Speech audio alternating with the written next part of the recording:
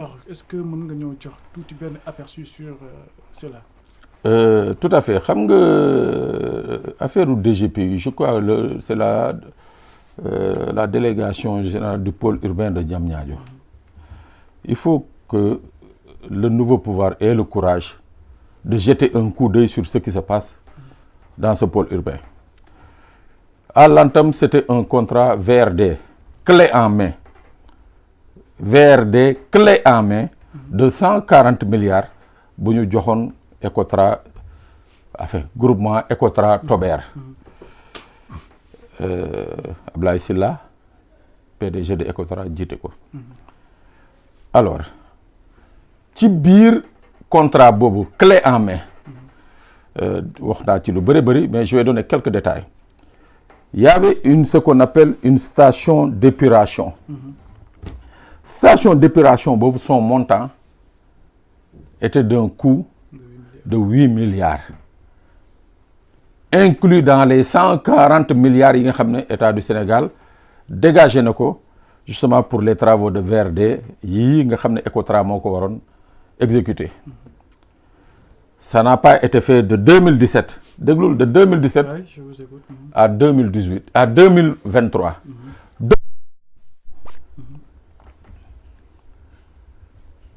Doudou Ka,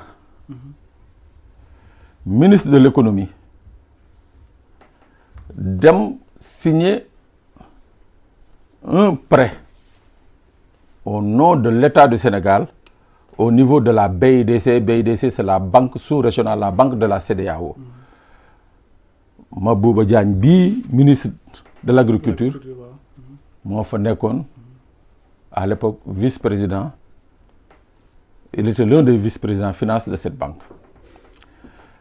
50 milliards la fa Doudou Ka signé comme prêt. Ci 50 milliards yooyu 23 pour la même station d'épuration bi nga xam ne État daf ci dugaloon 8 milliards. waxal du ñaar. Fanny, dans le cadre des Jeux olympiques de la jeunesse yi ñu war a organiser. On demande encore 8 milliards pour la même station d'épuration.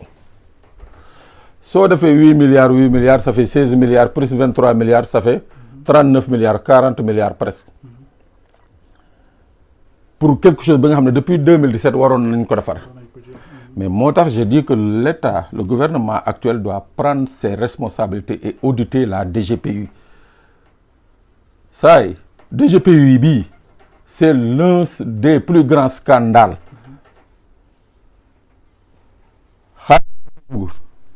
moo xam mu jógee BIDC moo xam mu jógee BOAD moo xam mu jógee ci groupement bancaire wala mu jógee ci Société Générale de banque. C'est l'un des plus grands scandales. Xam nga ndax lan mu nekk scandale? Je l'ai dit ici. Il arrive souvent ñu dem jëli xaalis, l'État du Sénégal va prendre de l'argent auprès de ces banques-là. Au nom de lebi ji xaalis auprès de ces banques-là. Mais xaalis boobu bu ñëwee du jaar trésor public ci ay compte privé nañ koy dugal. Moo tax ma ne si l'État ne prend pas son courage à deux mains, Diamniadio bii ngay gis nii, c'est l'un des plus gros scandales de ce pays. Tey da ngay dem BIDC wala nga dem BOAD. soo leen bindee ils te disent carrément que ñun dañuy décaisser ay xaalis bi ci mujj laa la wax 6 milliards. xaalis yooyu boo koy décaisser y a le bureau de contrôle, y a un bureau de contrôle bi nga xam ne dañ ko désigner pour muy certifier les comptes. Mais dans le cas d'espèce, le bureau de contrôle qui s'appelle Corex, je pèse bien mes mots, le bureau de contrôle s'appelle Corex. Corex musul certifier un compte alors que l'État du Sénégal continue de retirer de l'argent di ko verser dans les caisses de la société Ecotra. te Corex bi nga xam ne moo waroon certifier ne Ecotra liggéey na lii ak lii war nañu décaisser lii ak lii Corex n'a pas certifié ses comptes et ce jeu-là continue ba tey jii may wax ak yow. Actuellement nii les banques yi nga xam ne ñooy intervenir au niveau de Diamniadio du pôle urbain ñu ci bëri dañu téye seen loxo parce que ils se sont rendu compte que effectivement dañ leen dugal ci benn engrenage bi nga xam ne boo moytul balaa ñoo jot seen xaalis dana yàgg. moo tax je dis que l'État doit tout faire pour audit. C'est pas ay samp ay garab décorer ay coquillages et consorts qui fait que c'est 140 milliards qui ont été injectés pour des travaux de VRD. Ça n'a pas été exécuté entièrement à ce jour-là.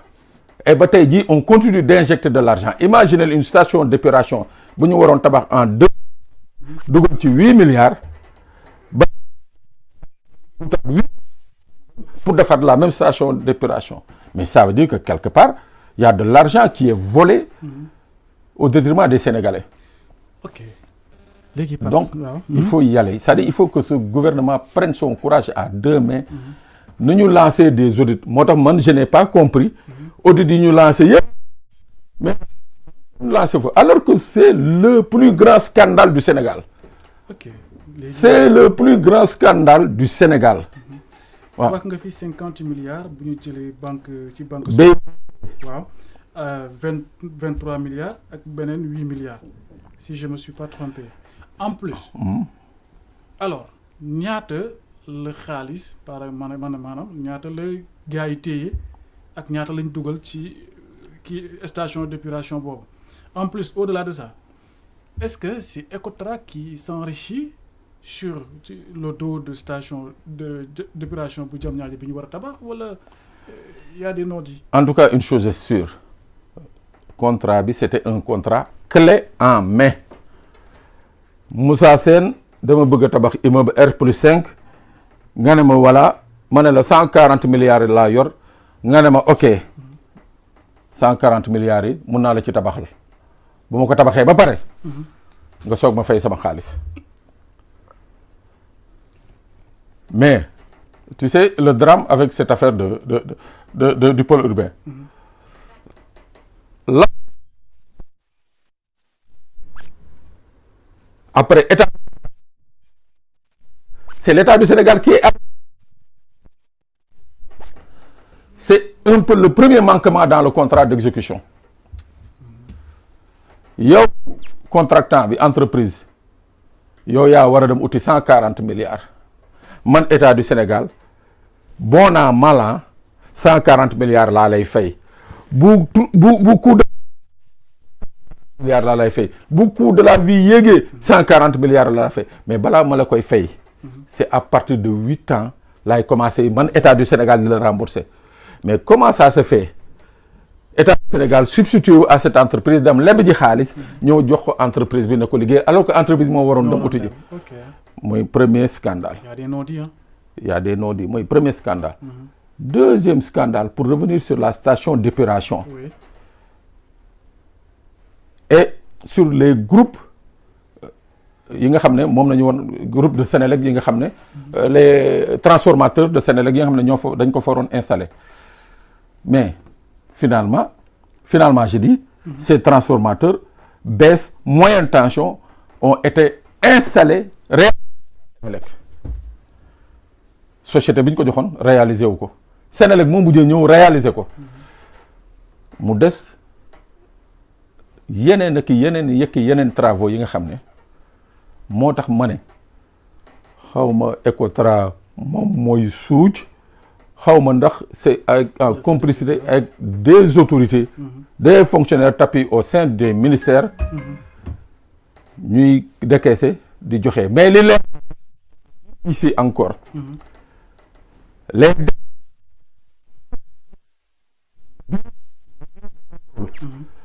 n'ont jamais été certifiés par Corex et pourtant l'État du Sénégal sous l'ancien régime comme sous l'actuel régime a pris la responsabilité de décaisser de l'argent pour joxe Ecotra li ma wax moom c'est clair c'est net c'est précis Corex n'a jamais certifié les comptes.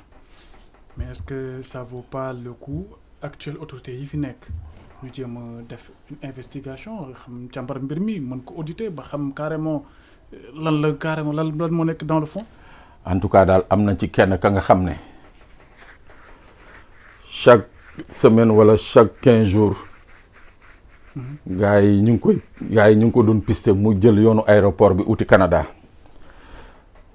Il paraîtrait sax mu leeruma de il paraîtrait sax qu'il aurait la nationalité américaine ou canadienne et que defar na ay wëlisam ba pare pour dem pour te dire que ñoom seen bopp xam nañu l'immensité des dégâts qu'il y a au niveau de la DGPU. gis nga bi ma ko njëkkee wax fii ça m'a coûté une citation directe devant le tribunal ñu teg ay fan Cour des comptes confirmé à 300% li ma wax te des na parce que Cour des comptes actuellement ils sont en train de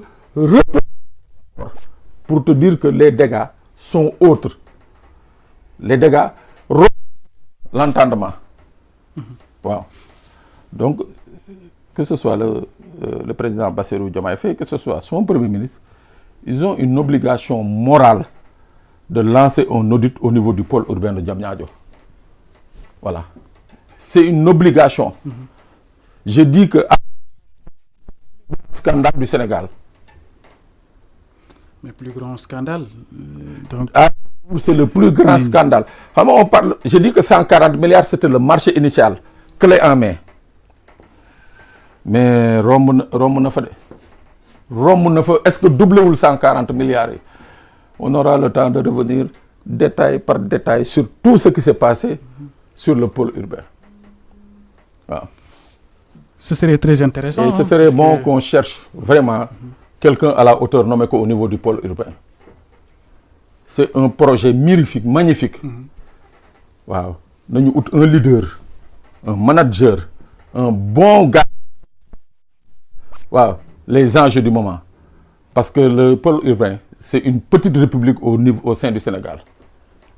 Voilà. Ok. Alors, cette fois-ci également, dañuy wax